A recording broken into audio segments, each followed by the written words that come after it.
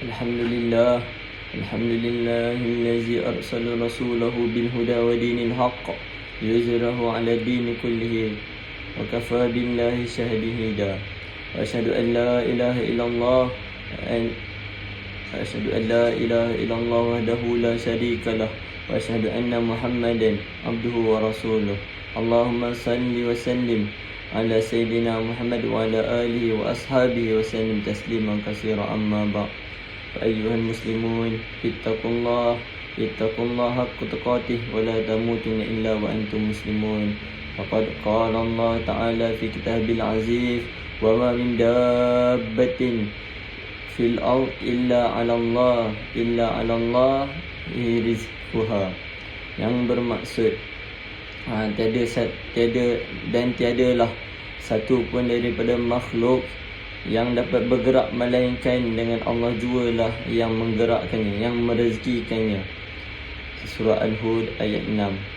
Sidang hadirin sekalian, saya berpesan kepada diri saya sendiri dan juga saudara-saudara sekalian, marilah kita bertakwa kepada Allah Subhanahu wa taala dengan sebenar-benar takwa, yakni dengan mematuhi titah perintahnya dan meninggalkan segala larangannya. Mudah-mudahan takwa yang sebenar ini menjauhkan kita daripada azab api neraka.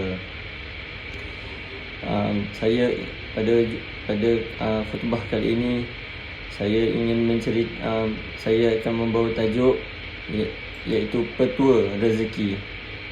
Yang pertama, beberapa petua rezeki. Yang pertama adalah bersedekah. Dalam sebuah hadis riwayat Ahmad dan Ibnu Majah, ma naqasat sadaqatun min mal, tidak akan berkurang harta itu dengan bersedekah. Mengapa kita sangat sukar untuk bersedekah? Ini kerana kita merasakan harta kita berkurangan apabila bersedekah dikeluarkan. Itulah logik matematik manusia yang kita pelajari. 1000 apabila tolak 300 jadi 300, jadilah 700. Itulah berkurang bagi manusia. Akan tetapi matematik Allah Subhanahu wa taala, harta itu tidak akan berkurang dengan bersedekah. Seakan-akan ini tidak masuk akal. Tetapi bagaimanapun kita mengeluarkan sesuatu, seakan-akan tidak masuk akal apabila kita mengeluarkan sesuatu, tetapi tidak akan berkurang, malah bertambah-tambah. Ya, itulah janji Allah, pelik tapi benar. Dalam ayat Al-Quran, qala Allah Subhanahu wa taala, wa ma anfaqtum min syai'in fa huwa yukhlifuhu wa huwa khairur raziqin. Dan apa sahaja yang kamu dermakan, maka Allah akan menggantikan, dan Dia jualah yang sebaik-baik pemberi rezeki. Surah As-Saba ayat 39. Ajaib bukan? Namun siapa yang benar-benar beriman dengan janjinya, siapa yang berani mengeluarkan keseluruhan hartanya bersedekah seperti Abu Bakar, ataupun mampukah kita mengeluarkan sebagian harta kita seperti yang dilakukan oleh Umar radhiyallahu anhu? Mungkin kita banyak alasan kerana mereka adalah sahabat Rasulullah SAW dan iman mereka sudah dijamin syurga. Akan tetapi para hadirin sekalian, percayalah sedekah kita itu akan diganti. Setiap sedekah itu akan diganti, dan apa yang Allah Subhanahu wa taala gantikan itu semestinya lebih baik lagi. Petua yang kedua adalah menggalakkan perkahwinan.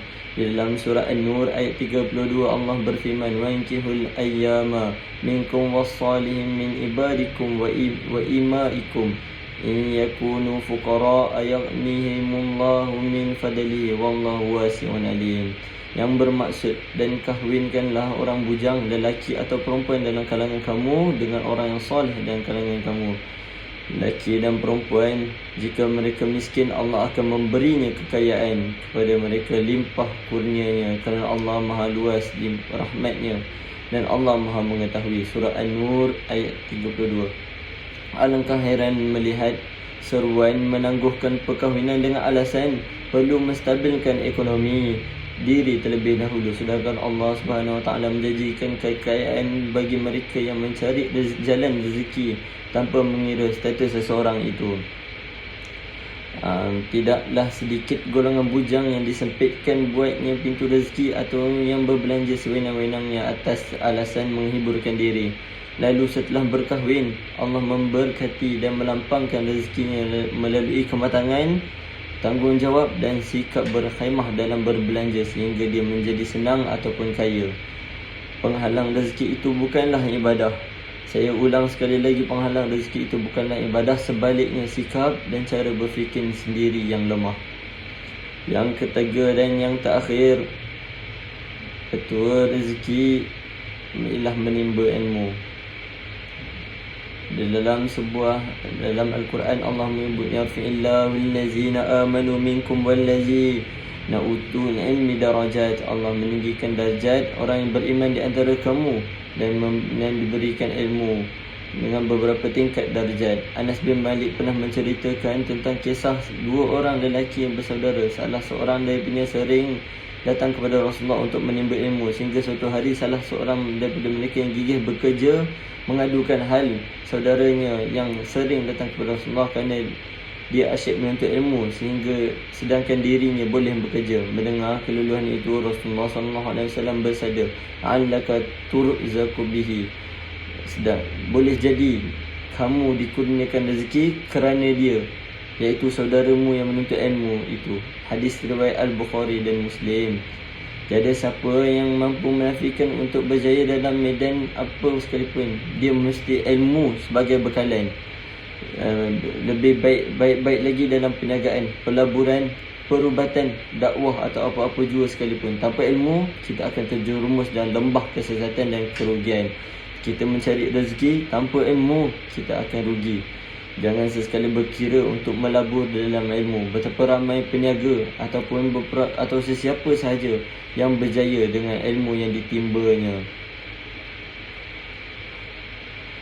Barakallahu li wa lakum bil Qur'anil azim wa nafa'ani wa iyyakum bima fihi min al-ayati wa zikril hakim wa taqabbal minni wa minkum tilawatah innahu was-sami'ul alim. Aqulu qawli hadza wa astaghfirullah azim li wa lakum wa sa'iril muslimin wal muslimat wal mu'minin wal mu'minat wal ahya'i min al-amwat fastaghfiruh innahu huwal ghafurur rahim.